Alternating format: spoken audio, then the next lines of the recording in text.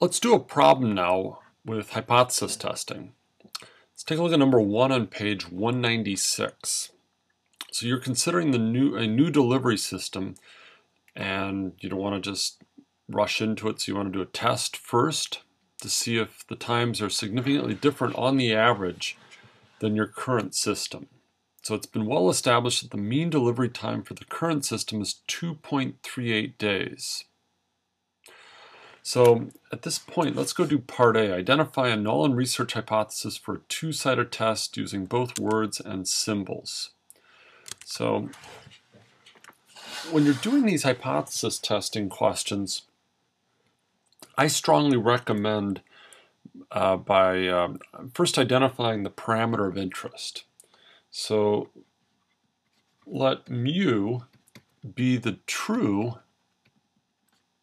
mean delivery time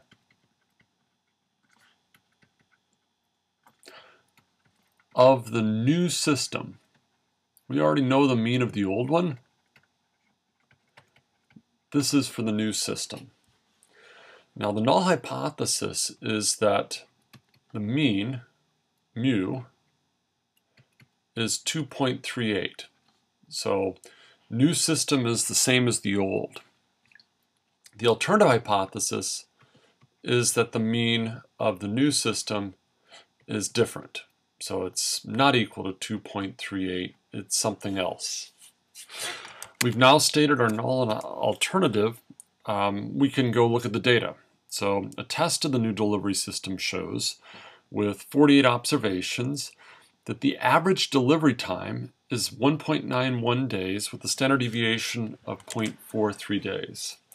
So let's go take some notes. We have an n of 48. We find an x bar of 1.91 days, and we find the standard deviation to be, what was it? The standard deviation was 0.43, I believe. Yeah, 0.43 days. Now, always find the standard error. You're going to need it. So S sub x bar is the standard error. That's 0.43 divided by the square root of 48. And this works out to be about 0.0621.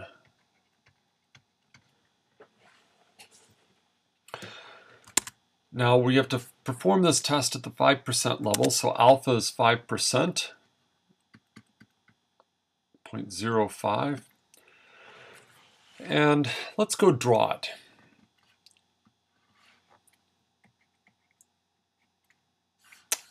So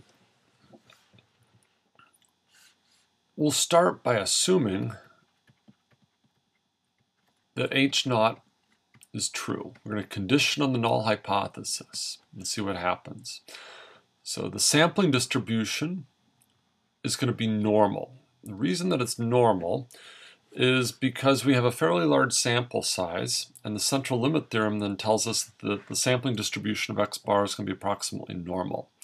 Notice we're not told anything about the distribution of x, so the distribution of single delivery times we don't know anything about, but since we have a sample of 48, we're going to go ahead and use the normal assumption. Now under the null hypothesis, the mean of this distribution is 2.38. Right, so this is under the null. So this black distribution is the null distribution. Now we've gone off and drawn a sample of 48 packages, sent them out, observed how long it took for them to arrive, and found that the mean was 1.91. So then what we're going to do is evaluate the area in this tail. And if the area in this tail is small, then we're going to say, well, 2.38 probably isn't the mean anymore. In fact, the mean of this new system is probably something else, so let's make that red. And it's probably out here someplace, which is the red distribution, H1. All right, so let's go find the area in that tail. It's the probability of observing an x bar the tail is to the left, so less than 1.91. And we're going to say that this is approximately equal, using the central limit theorem, to the probability of us observing a z less than 1.91 minus the mean, which we've assumed to be 2.38, divide by which standard deviation? Well, we're talking about an x bar, so we're going to use the standard, s of x bar, which is 0.0621.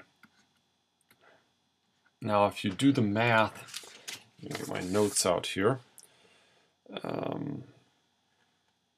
This is equal to minus 7.57. And if you go try to look that up on the table, it's not there. If you go look it up in Excel, it's tiny. So this is about 0. So the area in this tail is about 0.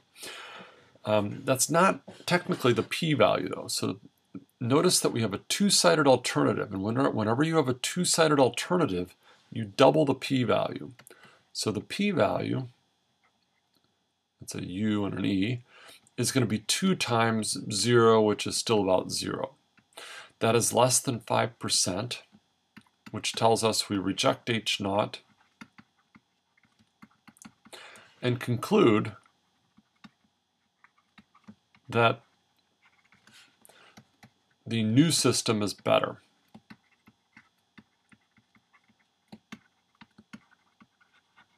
The reason that the new system is better is that the mean came in at 1.91, which is substantially less than 2.38.